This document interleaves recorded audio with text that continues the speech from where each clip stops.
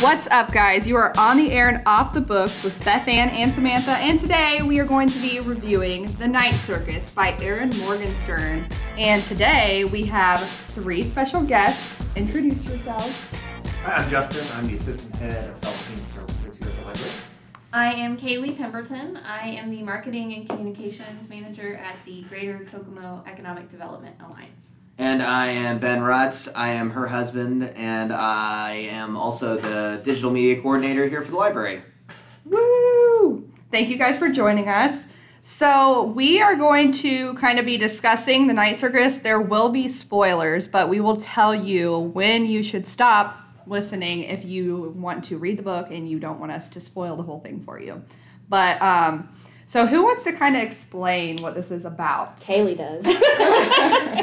I do love this book. I think this is my fourth read through on The Night Circus. That's amazing. Yeah, that is amazing. I want to be you and read this book again. Yeah, it is definitely worth a reread. I think, honestly, this is one of the most beautiful books that I've ever read, and I encourage everybody to read it. Basically, you have a circus, and it's only open at night, and that's the whole book. That's all you need to know. Honestly, that really is mostly like the focal point to sum it up in like one sentence, but I don't know. I will say that I feel like the type of person that would love this book is the type of person that really loves like elaborate world building. Yes. And maybe like a magic system that's not super duper well explained, but feels very whimsical, at least in my mind. and open to interpretation. Yeah. Okay, so what did we all think of this book, first off? Okay, you start. Okay. I wanted to love it. I made it through the first half, and I could not go on. And Okay. I think it's because my mind cannot focus on a billion characters. So there was like... There are a lot of characters. There were so many characters and like so many, I don't know. There was just a lot of description, and I'm just like a speed reader. So I think that was the issue for me, is I couldn't focus and really... And it was also set in the past. You Yes. had a very hard time reading like a historical... Yes, I do not read historical. And I guess I didn't realize that was the case when we had picked I didn't this. either. I thought it was going to be in like modern times. Well, wasn't this put up on a poll to see what It was, yes. It was, yes. But we also wanted to read this. Okay. Mm-hmm. This well, is yeah, something that's that how we... you just stack the poll. It's all things I want to read. So. Yeah. Yeah, we did. Yeah, I saw it in Books A Million like 47 times, and I really liked the cover. And I'm a big like cover buyer and... So you Book judge a book by its suggested. cover? Absolutely. Yes, but if somebody like suggests a book to me or I see it and I keep saying it, I will buy it or Sure. read it. And I feel like there are like 5 main characters. Like, maybe 7 like crucial characters to the book. So, and these are people like you can't like get rid of because it helps the story move along. So she's not wrong. You're not wrong in saying like this is very character focused. Like you have to have all these people to make this work to the end. And I think some things are so subtle that happen that are so necessary to the ending of the book that it almost like I lose them trying to like sift through everything. Yeah. But the way that it's written is just fantastic. And that's what I loved the most about it, is the way that it's written. My favorite chapter is the very last chapter. And I don't mean that mean. But it's just because I feel like the author's voice comes through so much in A.H., that character. Mm-hmm. And the way he talks about, like, storytelling, like, fantasy, like, dragons and stuff like that. It was just, like, I could frame that on a wall and, like, just reread it. So it makes sense why you love that. But the very last bit of the book, when it all kind of ties up in a pretty bow, I like the best. But that was my favorite part, is the way that she writes this. She's a fantastic writer. Oh, absolutely. Yeah. So I can see why you've reread it. And I'm sure you've picked up a lot more things rereading it multiple times. I did, yeah. And, kind of going off of what you talked about, and I think this might be a little bit of a spoiler here, but Mr. A.H., every time I've read through this, he seems just as bad as Hector. They're both bad, evil guys kind of working against each other and using these pawns in their game. But this reread, I didn't feel so much like he was evil and like I hated him. Like, I felt like there was a little bit of a redeeming quality there. I think he was trying to make a point, and this might be spoilers as well, because at the very end when he's talking about, like, because you don't know why they're doing this, and I think that was the most frustrating part for me, is you don't know why they're competing. Mm-hmm. It seems pointless, like it's fruitless, Right. and all it does is to serve to, like, teach this lesson that doesn't need to be taught in this way. And so when he talks about how it's just a matter of showing people that people can learn in different ways, and, like, teaching is different, and that, like, you can arrive to the same point through different means, but everybody dies, or, like, you lose the love of your life and stuff like that. It's just, like, crazy. But he talks about it, like, and so is the way of the world. Like, and it's so, like, when you come to it, like, it's just like hitting a brick wall, and you're just like, oh, okay, I see. Like, and I think that's why I like the very last chapter, because he talks about, like, every story is important. And when these people come together and they're bound this way, that it's just, like, this magical, like, you can't help but to love it. You can't help but to be invested. So, yeah, I liked it, but I didn't like it. So I think I would want to reread it again, not listening to it, and not on the ebook, and, like, read the actual physical book, because it differentiates between, like, all the chapters, and you can tell, like, with all of the, like, subheadings and everything, and I think that would help me a lot to know what I'm listening to, what I'm seeing and hearing. And I really had to, like, go in and do, like, cliff notes to see what was happening at the very beginning.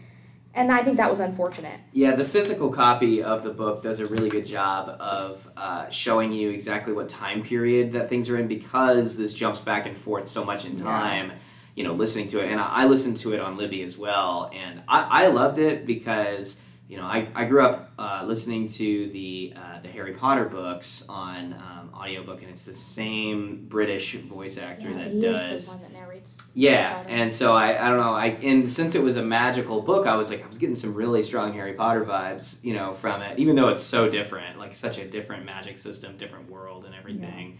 Yeah. But I don't know, I it took me a little bit to be able to figure out that it was really jumping back and forth in time so much, and I think knowing that going in, you know, would have made the book easier to read. I did love it, though. I think it's a really, really solid book. Like you were saying, the writing style, like the way that she like tells, you know, like the way that she builds out this world is just like, you can really feel it for sure. Mm-hmm. And I don't know. I mean, I disliked a lot of the characters, but in a way that, like, I wanted to figure out what happened with them. Not like the type of annoying character that's like, I don't even want to read this anymore because this, you know. But, like, a lot of the characters are just unlikable. Yeah. But in a way that you really want to still figure out what happens. Agreed. But yeah, I listened to it through the audiobook, and I still enjoyed it, but you just have to know going in that, like, there's a lot of time jumps going on here, and you have to really pay attention to those moments to figure out when things are happening. Yeah, I feel like the formatting of the physical book really does help. She was intentional. Yes, she was. You get all these, like, second-person views of walking around the circus. You get Frederick's, you know, like, articles or blurbs or, you know, things that he's writing throughout the story. And it's very clear when you're reading the physical book when those spaces are happening. And I think... Sorry, I'm just... Like, all of these, like, little, like... Yeah, like the little black pages. Yeah, I think they... Because, you know, like, Widget and Poppet, and the way that they, like, read the stars and everything like that. Like, the book is extremely intentional the way that it's set up. So I think she intended for it to be... You can tell it was her labor of love. Mm-hmm. Like, she, like, put her whole everything into writing this book. I appreciate that. Yeah, for sure. What did you think of the book? I think the hardest part of writing is always, like, describing things, and the way she describes things is just kind of beautiful and magical. And it felt very real, even, like, the magic parts. Yeah. Which I think is really hard to do. Yeah. I agree. And I agree with that too, and that's something that I typically struggle with in books, is that, like, I don't love it when an author sets their character into a room and then describes every intimate detail about a room, but ultimately it doesn't really matter. It's a room that they walked into that we're never going to see again. Right. And so typically, like, super descriptive books are not something that's my jam, but, like, everything was so important in this book, and so getting that description was so, you know, important. I mean, so it was in a good way that it was very descriptive. The book doesn't work if you can't describe the circus. Yeah, right, yeah. And I think that was my Exactly. favorite part is when she was describing the circus. I think that's what I enjoyed the most. But I think we were also like super confused, like until probably like the halfway point. Yeah. We were confused about. So she talks about, or the author talks about This the might circus. be spoilery as Oh, yeah, well. so I think we're Yes. full on spoilers at this point. Yes. Yeah, so- Stop here. Yeah. Pump the brakes. Just keep listening and read the book. It's going to be fine. Yeah, it'll It be should fine. be fine, yeah. So we were confused, first off, about the circus in the beginning. We were like, With okay, Hector. so they're describing a circus here, and now she's 17, and now they're talking about starting the night circus. So what were we reading about, like, when At the she very was 6 years beginning, old? Right. So that was not actually a circus. So the book opens with the night circus, and it's like, I'm not exactly sure the interpretation of what you're supposed to be getting because it's in second person, where you physically are the one that is joining the circus or going to the circus. Yeah, it changes Right. perspective quite a lot. But then it immediately jumps from you going to the circus to Prospero and his performance. It was not at the night circus. It was just a performance that he was doing. Gotcha. And so when she's a little kid, it's like there's a transition there between those two scenes. So it's not actually at the circus that Prospero is doing the performance. Is that right? Right, and I think that very first chapter, that second person perspective, is really just setting the stage for the circus, so you kind of know what you're walking into. And I feel like I would have known that if I had read this physical copy. Right. Because when I listened to it, and then because they don't differentiate, they don't tell you the headings and stuff. And that's gotta Because- be so hard. I can't imagine. Yeah, I would have Well, been and that's super why we were confused if I was so listening. and on the ebook it doesn't do it either, does it? It does do it on the ebook, yes. Okay, because I was like, it didn't like break it all up for me because I was like, she's part of a circus because AH is like getting on to Hector because he's like, this is like, why would you do this? Like, why would you be a performer? Or like, this is kind of like a mockery to what we do essentially. And he was just like, well, why wouldn't I? And so I'm like, she's part of this night circus, right? But it doesn't like, it never said like the little blurbs where, is it Frederick? Is that his name? And then like, Oh yeah, the clock like guy. the little and like the little like quotes in between, and that started immediately, and I didn't even know that, and that super confused me because when you said like she's 17 and she's just now joining the night circus, and I was like, wait, Sure. hold on, I don't understand, and she's like just now performing and everything, and I'm like, I don't think I missed everything, so I was like, okay, I need to like cheat and like look up and see Right. what's happening because I had no idea that it was working out that way, but it makes sense now. Yeah. And I feel like I'm such a slow reader. I feel like I should go back and reread it just to see if I like it better, like as this copy. I would honestly, I don't like recommending that because I feel like people should read it the way that they want to, but I really think you should read the physical copy of this book, honestly. Yeah. Or Sure. maybe even just have the physical copy if you are going to listen to it and Yeah. kind of go along. That Sure. would actually help. But I a also lot. think that if you just know going in when you do listen to the audiobook, if you just pay really close attention to the beats to the start of the chapters and what time period that we're in, because it bounces back and forth quite often, and if you're not paying attention and then you're like, okay, who's this Bailey guy? Yeah. We're like a quarter of the way through the book and we're introducing and a he new grows character and he or gets whatever. older. And Yeah, like, right. Yeah, then- quite a bit. Yeah. Yes, and he becomes like such a crucial part of the circus, and I wasn't anticipating that Mhm. because I was like, this is just like filler, kind Yeah. of. And then all of a sudden, it's just like you're the freaking linchpin, dude. Like Yeah. it's all on you. And Yeah. I didn't realize that doesn't tie up to the end of the book either. But my favorite part of the book is the end when it all kind of just like, okay, it's like all sliding into place, like Right. everything kind of cements. And I love that it's not super clean. Like it didn't really 100% work out for Celia or for Marco. I mean, they were, they kind of got their happy ending, but it wasn't neat and perfect. And I really like that. But she did figure out how to gain that, like immortality, like Mm-hmm. her father wanted Right. and messed up. I think that was really cool. And they were a part of something that they loved. Mm-hmm. So maybe that's the love story too, is that they got each other, but they also got the circus, which was the true, like, their true part of their soul, which I appreciated. And I like that Bailey's just this random, regular boy who becomes the most important part of this magical thing. Right. What I didn't get was Widget and how he became the most crucial part of the story, but he wasn't written as crucial as I wanted him to be. Yeah. He's literally like the narrator. Like, he is telling the story, but you don't know until the very last page of this book. Sorry. No, that's Spoiler. And I was just like so stunned. I was like, what? I mean, it was awesome, but at the same time I was like, makes sense as a guy that is, you know, his magical ability is to be able to like get glimpses into the past, even though he's not even born until like what, the halfway point when the bonfire She's like what, lights. 17 when they're born? Yeah, and so we're still getting all of these looks into the past, you know, and he's still telling us about it because of his power. It's so interesting. And then like you have the like Poppet and Bailey love story going on too. It's very romantical.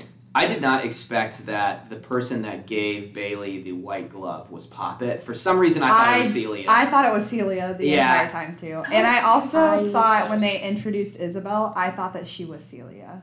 Okay. Like under a different name. Because I thought she was too. He says when they like introduce her, it seems like she's lying about her name. And I was like, oh, it's Celia. She's covering it because it talks about, like, you could, because in the beginning it's like, you can be whatever you want. And why is this guy saying his name is this? And he, like, wears it like a hat and changes them out. And I'm like, Isabel, Celia. And they're already, like, falling in love. And yeah, that's what I thought. And then all of a sudden it's like, that's not her. Surprise. You messed all that up. But, and then also the other thing is that she does all these different card readings, and I'm not as familiar with, like, the cards. So I was kind of confused about what certain things meant, and, like, I wanted, like, more explanation. Right. Because You want to tell us about that? I feel like... Well, and I feel like even, you know, if you do read cards, they refer to the cards in the French names. And so if you're not familiar with the French names, that can be confusing, too. And there's really no explanation of those names or what those cards are supposed to, you know, represent. You're kind of left to interpret that yourself. I definitely think Isabel is getting a lot of, there's like some kind of conflict, there's some kind of romance, and I think for a long time she misinterprets that and thinks that has to do with her. And then Bailey comes in, and I think that, you know, she sees that in her cards as well. I think that she moves the plot along very well. Like, she's those points that, like, skip around. And I feel like if you would look up what she puts in as those cards, you would be able to really know what's coming next. But I should have, but I didn't. I think I was so worried about, like, rifling through everything else. I was just like, I wish she would explain a little bit more what this means, and then I would kind of know. I mean, it reveals itself, but I would have liked, I hate saying I would like more information because there's so much information, but that was interesting to me. And I liked, like, all of the different characters, the dynamic. And then, is it Tsukiko? Is that Yeah. how you say it? That was The really contortionist, interesting. yeah. Oh, yeah, her revelation. Oh, my gosh. It just blows my mind. So crazy. And also, like, the fact that I'm so glad that she decided to put somebody in who has fought in the battle before, even though she didn't really give any answers, and she just kind of, like, I don't know how to explain what I'm trying to explain. Like, she goes to her, like, tell me, like, give me the answer. Like, what am I supposed to do? Like, why is this happening? And even she's just like, I've been through and I don't even, like, know. So, Samantha, did you get to the point where they actually explained, like, what the rules of the battle was? I got to exactly 50%. Oh, because you read through the ebook, so you actually knew. Yes. But no, I don't think I got to that point yet. Okay. So but what do you think? Also, what do you think that the rules are, just based on your halfway point? I have no idea. Okay. I'm like, okay, so my downfall is I'm a speed reader, and this was a very descriptive book. So I think that's why we didn't click. The rules are not explained by that point. Okay. So it's not like you missed something.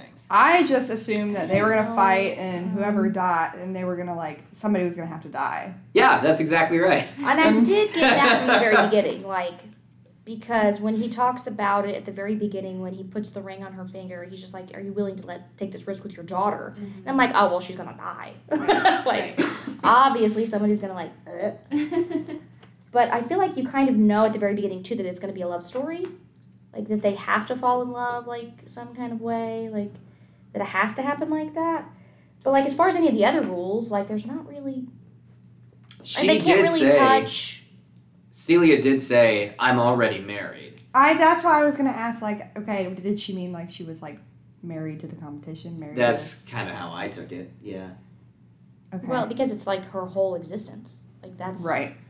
what she was working for. I mean, that was everything. So I need a spoiler. Do they duel it out to the Well, end? To the death? The whole book is them doing that. They fall right? in love. No, Right. but you're right. The whole book everything is the that they do. duel. Yeah. Which And then I didn't understand. I thought it was going to be like, okay. That's what I was expecting. Like, pull your wand out. yeah. And I was waiting for that epic fight scene that never happened. And I was just like, oh, the tints that they make. Mm-hmm. It's like, okay, like I made this wishing tree. And now you have to go and you have to do this other spectacular thing. And all these tints pop up and the circus gets bigger and bigger and bigger. But the magic gets more and more unstable because they're doing so much that they can't keep it together. So, like, he builds this, like, ice garden. But what turns out is that they're battling each other, but they're also trying to, like, impress each other with these things that they do because It's they're like falling love more in love. letters to each other. Yeah. Exactly. Like, she's so pretty, so I'm going to build this for her. Barf in So, my mouth. like, she's going to be so impressed, but at the same time, I'm going to win. Like, kind of a thing. So that I also had to look up. Yeah, I just assumed there was gonna be like some like crazy like battle. Fight scene. I wanted it so much, but that's just what I like to read. Yeah, I think we're so So- used to reading like crime novels that we like make these like crazy predictions. Yes. I mean, there are people that fight and then die in this book. I mean, well, not fight, but that die. I mean, there's like a knife that's thrown. Okay, or I need to kills. know who Okay. dies. Oh, My Yeah, heart. he died, and that really Who? was sad. Frederick. Yeah, he Okay. dies, and that's really, really sad. I didn't expect that to happen, but I was like, I guess he the only some one? turmoil has to happen No, to a shake lot of up people the die in this end. Yeah. Like, I mean, Yeah. Oh, I read that Tara died. Yes. Yes. She like got Yes. pushed in front of the train or something, or She she. didn't She get jumped in punished. front. yes. Yeah. Okay. But she found out, kind of. But it I says didn't in the get to book that that part she then. was. So it says that so they're living. How do you explain this? Like, they're not aging. Right. People Right. who live within and are contained in the circus are managed that way by Marco. Mhm. Yeah, I And read they don't that part. age, they don't die. And the only reason why the twins were born, nobody has children. Like, Yeah. it's just like this self-contained like bubble. And so anybody outside of that, he doesn't have any control over like their mental state or what the magic does to affect them or all this stuff. I think that's why we see the decline of what is his name? Is it Chandresh? Oh. Chandresh. Right. Oh yeah, the He guy like that becomes kills. like yeah. so mentally unstable because of what's happening because he lives outside of that bubble and Margot can't control what happens to them and how that affects them because she was living on the outside and she could see like something is not right, like this is for an exterior motive, it's not actually for, and I think the point was for it to be grim, like it was not supposed to be this like beautiful, not just this beautiful fantasy but like this beautiful like blood covered story underneath. Mm-hmm. So it's supposed to be sad and wonderful and magical and depressing. And I think that was one of my biggest complaints starting out too, is that it was so black and white. But I think she meant it to be that way. With a little Now bit at of the red. end, with a little bit of red, yeah, honestly. But it was so depressing that I was just like, this is so sad. Yeah. It's like cutting her fingertips open, and he's Mhm. like killing birds, and like he's mean, and he Right. crushed her hand like with. Yeah. No, like, it was so abusive and so, like, hard to, like, get through because it just seemed like there was no happy ending ever. But we did get that, essentially. Mhm. But it was supposed to be so dark and foreboding the whole time. Right.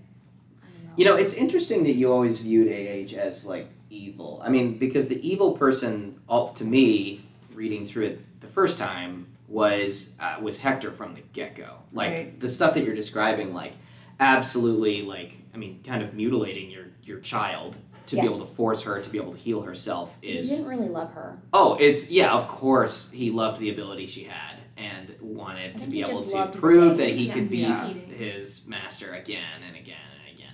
You know, and but AH, like, he was kind of a jerk, but he was not like pure evil like Hector was to Right. me. And I guess I just always thought that they were on that same level, but this time around I didn't feel that way. Well, you know, I mean, he gives Marco his own space, you know, and I mean, he abandons him, and like, forces but him it's into the competition. yes. No, I'm not saying that he's not like a not great dude, but I just don't feel like I see them on the same level. And he's also still willing to like appease his apprentice and like play these games for like essentially centuries to no avail, and he knows it. Like, I'm like hurting all of these people through time, and whatever, he'll learn one day, like at the cost of everybody else. Maybe he'll learn, because at the end maybe he does learn at the end, because he doesn't have anything to add. Like, he's finally got to the point where he's just like, maybe I'm done with this. Like, this is not what I intended it for it to be. Like, that was the breaking point. So he is the bad guy, but he does have like this wisdom to him. So that is Right. redeeming, maybe? Yeah. I don't know. I think they're both the bad guy. Yeah. No, they're both the bad guy, but I'm just saying that like one is like Worse than the true other? Yeah. true evil, and the other is like. Maybe, I guess. I feel like, okay, I can argue. But I won't. No, I agree. I feel like they are both the bad forces, the antagonists here. You know, Yeah. really, like Marco and Celia, they're not working against each other. They're working against their masters. Can I just say though, Marco as a character, I hated him all the way hated through him the whole too. book. Really? I did hated not him. like him. Why? He was such a jerk. Mhm. Like the way that he treated Isabel, my favorite character in this book, I despised Marco. Isabel was so nice. She was too pure for the world she was in. Yeah. And like the But climax it's like, no, where she I is like just like Marco. tears down the circus to get revenge. You know, I was like, good on you, girl. You deserve this. You know, But he screw that never Marco guy. actually says, like, I love you. He never, like, says, like, she's, like, playing into these feelings that he never gives her. I know. So she's being misled by her own emotions. Yeah, 100%. I No, feel the same way. yes. And you 100%. have to look at his upbringing. The poor guy was abandoned. He doesn't know how to have a healthy relationship. Yeah, but that's not her problem. Yeah. Well, then why did she leave him? Because She's an independent, strong woman. She can go. See you, She Marco. stayed for Bye. a I'm while. leaving. Instead, she throws a fit. Like, he doesn't love me anymore. Well, I never said that. So, joke's on you, lady. I love But that this is also coming from a romance hater. Yeah, it's true. Yeah. And I'm surprised that I feel like you liked the book more than I did, which is I surprising. do like it because of the way that it was written. I Yeah, love it. because I primarily read fantasy romance, and she absolutely does not. It's Like, miserable. you're like That's historical miserable. fiction. I love historical fiction. Yeah. Yeah. So I maybe it related on a better level that way. with Yeah. that. Maybe it was the historical part, like the, you know. I don't know. I just really loved the way that if it was written any other way, I don't think it would have worked. It had to be this person this time with this story. Like, it was just. I fully agree, 100%. And I think that's why it's so difficult for our speed readers in general, because Yeah. you have to get that description or you're just not going to fall in love with the book. Right. You have to hang on every word. I can't read every word of a book. I can't do it. Just gonna, Well, just I guess that's the benefit of being slow. kidding. The one time. Good job. One time. Slow and steady enjoys the race. That's right. Yes. That's Yes. right. But I also Yes. drown in the details. So Yeah, that's true. that's probably what makes me hate most things. It's like, why do they do this? And you're just like, just read it. Shut up and just read it. Like, just enjoy the book. Who cares? I don't know why it's read. Just move on. Like. So I feel like I'm the only one that really disliked Marco and really loved Isabel. What are the characters that you guys really... Frederick was my favorite character, actually. I loved Frederick. I love that people were reading his stories and falling in love with the circus, and I feel like that's how I am as the reader. I'm reading this, and I want to be in the circus and experience it. And I'm kind of upset because I can't, so I'm kind of mad at Morgenstern and, just this inability to actually go and experience it in real life. But he was my favorite, so when he died... He was my least favorite. What? No I way. hated it. I was like, okay, you're really obsessed, like very obsessed, and I almost thought it was unhealthy. Yeah. And it was sad that he died because he had such a connection with Celia, but I almost like mistook that as like him trying to get something out of her. Like it almost felt like maybe this is gonna turn and he's gonna like betray her, or like, can we trust this guy? Like, I don't know, like, because he loves so much and he fell so fast with the circus. I just didn't like his uber obsession with it, I guess. And that's why I didn't really like Bailey or the people who follow the circus so hard, because I was like, this is like consuming your life. This can't be good for you. Like, you're leaving everything behind and trailing, but maybe that's the whimsy of it. I don't know. I did think that, like, I'm sure there are people who would do that, but I agree. I feel like that's too much, you know. Yeah. Go when you can. Maybe go out of your way when it... Let it be your favorite. You guys but just like, aren't Fish fans, I don't think. We're Grateful not. Dead. Just going on tour with Grateful Dead all year. I have not had the pleasure of doing that. Me neither. But What is a Fish fan? Fish is a band that also has a very big following. Yeah. Oh. Like Dave Matthews. Okay. I But- know Dave but Matthews, I don't The know fans Fish. are more intense with Fish. Okay. People go to like 300 Fish shows. Okay. Yeah. That's a little Like, excessive. Every Dave fan I've ever met has been to at least like 5 of his shows. I do know Crazy Dave fans, so yeah. I know a few as well.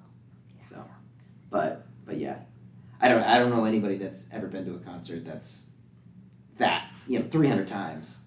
Oh yeah, when I was in college, I had a lot of Fish friends. Yeah. Yeah. Widespread Panic? Is that the name of another band? I know there were a few bands that they Well, would so say, with Fish, do people dress a certain way when they go to his concerts? Like, if you're a diehard Fish fan, you'd probably wear the Probably. oldest Fish shirt you have from Sure. a concert. I don't know. Yeah.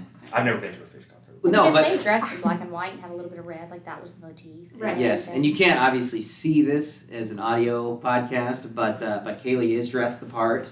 Yes, she Ah, is. Yes, I just have a little splash of red because I'm not part of the circus, but I really enjoy it. I think that's what was important. I think the difference between Bailey and them, though, is that he was literally going to be the heart of the circus, and that he knew it was his destiny in some way. But I don't know if that's because his love for Poppet made that happen, or if it was just like right place, right time kind of a thing. But I did enjoy that. One thing I think is interesting is, like, with Bailey and Frederick, you know, they kind of fall in love with these women, Poppet and Celia, but are they in love with the women, or is it more the circus? The character they're portraying in the Or just the role. Yeah, The the mystery. role. the Yeah. role they're playing in the. Excitement, the thrill of it, like all of that. Yeah, true. I don't know why, but it hit me like 10 minutes ago, and I got out my phone. You probably saw it, Googled something. But there is a Shakespeare play, The Tempest. Have you guys read it? Right, and his name Prospero. is Yeah. I don't know why that never hit me. And he calls her Miranda when she first comes to him. Yes. Yeah, and then also And you said I Barnum would- and Bailey, Yeah, I didn't know if that was a reference. The Bailey. possibly. I didn't know if it was supposed to be, but I was recognizing names in the books. So, well, the But book. I would really like to go back and reread The Tempest, because Prospero in that is an exiled royal magic user. And then I'm like, well, now I would like to reread that. in I that want to context. read her saying how she wrote it, why she wrote it, like that's what interests me the most. That's what I want to do, really. So maybe not reread this, but like hear her say, this is why I did this, this is why I did this. Because I think that would be super awesome to hear her, even hear her talk about that. Right. Because there's, like you said, there's got to be a reason. Unless there's not, and she's super clever Yeah. to just randomly name him that. But Oh no, there are a lot of tie-ins to Shakespeare, not just well, it's kind of like a The Romeo and Tempest. Juliet thing too, anyway. I mean, Yes. like they forbidden love, like they can't have each other, but they. So that's how the duel comes to an end, though. Is that it ends in a very Romeo and Juliet way. It's the both of them try to sacrifice themselves, but they end up together. So In eternity, Yeah. down to the circus forever. Yeah, like can you imagine like We, How haven't long even, are we we here? never even lived together. we never relate. okay, but their entire lives were literally for each other in this. Yeah. And I think You know? that's what like Tsukiko was saying, like, you know, they don't understand what they do when they bind you to someone like this because you're fating me to this person, and then I'm Right. supposed to like win, haha, like you know. So it's just misery from the start. Sure. Yeah. It's very cruel. It is very cruel. Yeah, but that was kind of the thing. Like, I was so nervous for Isabel from the moment that she Poor Isabel. entered the book. She was my favorite character. Mine too. Yeah, I really liked her. She was so nice, and Marco was he was a thumbs down for me. Yeah, total Yeah. thumbs down. And I didn't like Celia either. Oh, I liked Celia. I like Celia. Yeah. I really like Marco. I think he might be my favorite. Oh, really? So what is it that you like about him? I just like. What are his Who he redeeming became. qualities? I don't think he has any, but that's why I like it. Is because he is flawed, but he doesn't. He doesn't say he isn't. I mean, he doesn't like try to like cover up or anything like that. It's just this is me. This is who I am. This is what it is. Like I openly love you. Take it or leave it. Essentially, and like. Okay, That's but if just that what were it a is. real person, if I just walk, I'm flawed and you're gonna have to deal with it. Like, Yeah. He I'm not doesn't say gonna it like work that. on myself. I'm just who I He am. doesn't say that. I will not change. And also like because it's so not real life either. You know, because like he's just saying like, here I am. Like, what are we gonna do? Like, I'm not it's changing, raw. so you have to figure but he doesn't this say that out. he's not gonna change. It's just that and I think he does. Like, essentially, I you know. think he does. I think he has growth. I think Celia does too. I think she has the most growth. Yeah, I think so I too. mean, if you And had to pick a main character, it'd be her. Right. for sure. Well, and she is flawed in a incredibly human way, in that like after Prospero screws up his immortality attempt and becomes what, a ghost or like a spirit. He's like Yeah. stuck in between. yeah, like This plane and that. she could have easily ignored everything that he ever said from that point on, because what's he gonna do? I think that's why I was annoyed with her. That she just didn't. She wasn't just like, okay, bye. Well, Well, she no, kind of but asked him to I leave at think the party. She said, "Leave. I'm done." Like Yeah. she stands up for herself. she does, but at the same time, like she still takes the opportunities to speak with him Yeah. But at it's his her- request. But it's her father. Abuse That's has what a I'm very saying. huge part to play in Right. her mindset and the clutch that it has. Just like Marco and how he was lonely and he was abused essentially that way. I mean, it plays into their like psyche tremendously, their Right. mental state. Like Oh, that's who for they sure. are. You can't just all of a sudden just whoop. All right, well, I'm a strong woman now, and I'm just wow. This never happened. like Hector also. that's all she knew is him. He is all she knew. Right. That's he it. also doesn't leave her alone. She has to actively work to block him out. And Yes. if you're constantly That's got to be tiring. dealing with somebody who's like, hey, I'm right here, talk to me, do what I'm telling you to do, like that would be very Yeah. exhausting. And she Very also annoying, didn't know for who sure. else to go to either, because she constantly went to him too for advice, even though he abused her. Like, what do I do with this? Like, I mean, she still went to him to try to learn and to figure it out. I mean, and then I found that her mother died, like committed suicide.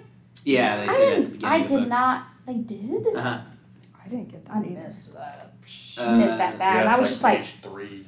Yeah, like right, that she right. kills herself. I just thought she gave her up because she was like, That's what I thought. No, yeah, it said that like there was like a note or like a letter or something like that. Right, but I thought it was just like, hey, Like, I'm here's not my doing kid, this. bye. Yeah. Yeah, by apparent suicide or something like that is what it mentions. Yeah. And the implication is just that her relationship with Hector just left her so empty that it was difficult for her to move on and kind of find And happiness. he was so after that. flippant about his relationship, and then he throws it in the face like, I knew her more in like 2 days than you ever did in your whole life. And I'm just like, I'm gonna slap you in your face.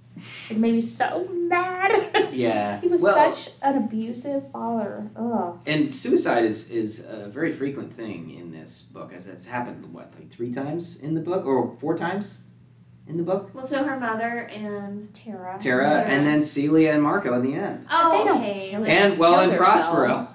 They, Wait, they so turn, do they're they die? immortal now. They're No, not they dead. don't die. They go I don't to. think that they committed suicide. I think that they Die. perfected what her father was trying to do. Right. Yeah. I mean, I know Marco But they're no is longer a part of willing the material world. So they're spirits, like There's- Yes. Yeah. Prospero. But Yes, I think it was but in a more better way. successful than Got it. So they're still alive, just not Not their physical physically. body. So I don't know that I would count that as suicide. I would just think that that's a means to an end. It was relief or freedom. It was the only way out. Yeah.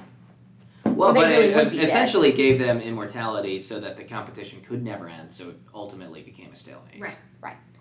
And it allowed the circus to continue because that was one of Celia's biggest concerns was if the competition ended, what happened to all the people involved in the circus and all the people who loved the circus? This had become so much bigger than just the two of them, and she was worried about that. Yeah.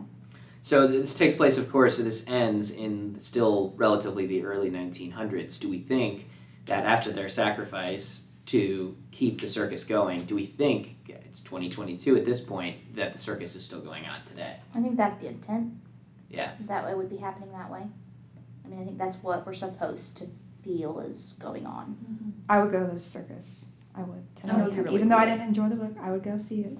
Go see the circus. I would be miserable at this circus. I'm not gonna lie. I think I would love the circus, but I just know my body, and after a certain point when I get really tired, and it's only at night, like I gotta wait up, and so I'm gonna be so excited about going to the circus. And You go to bed at 8 p.m. I have many a time.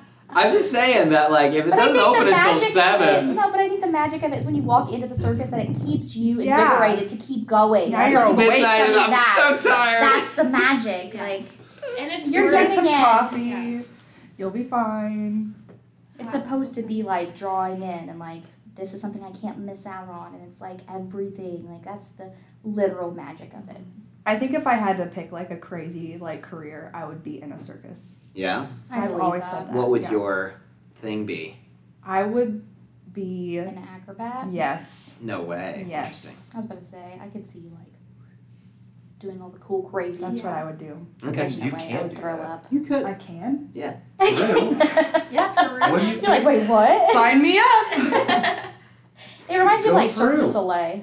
Is what it reminds me of. I would like break every bone in my body. Yeah.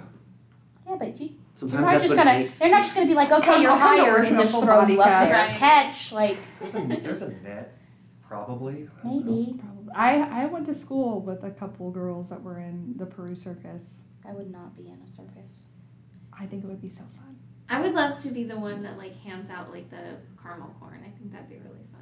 So, like people just really like the caramel corn, so you just Yeah. get to make people happy all night. Yeah. I would just like to visit. $8 for caramel. Hey, Hate you. inflation, man. I hate you. Yeah, but if you are a fan and you're wearing the black, Delete white, it, and too, red, so then fun. you get it for free sometimes. Yeah. It's true. So, I'm closing pleased. remarks. What do we think? I think I gave it a good effort. I 10 wish I loved it more. I want to love it a lot more than I did. I did too, because I thought it was a really pretty cover, and I had high expectations, and I really liked the description. I just It's think interesting I need to give because it the another way you chance. talk about it, it sounds like you loved it. Because That's it's what I- written so well. Well, I told her before we came on to this podcast, I say, okay, Bethany, we're going to be positive. And so I think. But I am. But I am Yeah. positive. It's not bad. I'm not saying that it's bad. I'm saying you should read this. We have done I'm some saying- podcasts where she's like, this book is trash. So I will give her Well, I'm that. glad- It's not trash. It's not. I personally, Yeah, it's not trash. would I have picked it up for myself as a reader, knowing what I read, knowing No. what I know now? I wouldn't probably read this book for myself, but I would recommend the heck out of this to a million other people, and that is Reader's Advisory. You should Yes. read this book if you like. You're welcome, Melissa.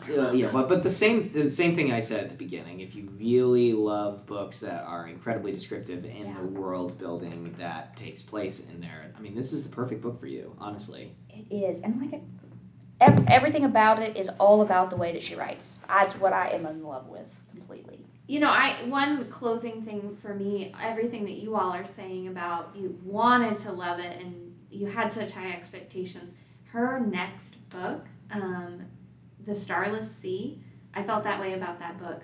I went into it. I love the Night Circus, so I was That is so expecting. interesting that you say that. Yeah. Have you read that book? No, because I have watched a lot of seen it. booktubers online that love this book, but they go into that book and they can't stand it, or like I wanted to love it, or Yeah, they were 'Cause- just it was lacking for me, and That's what they it say. did not meet my expectations. and then people who don't like this book as much, they have the opposite. Interesting. So maybe I should I have read that. seen that every single time that people who picked this up and loved it don't like that one, vice versa. So I'm wondering if, because they're saying that book is a book, it's like a story about stories.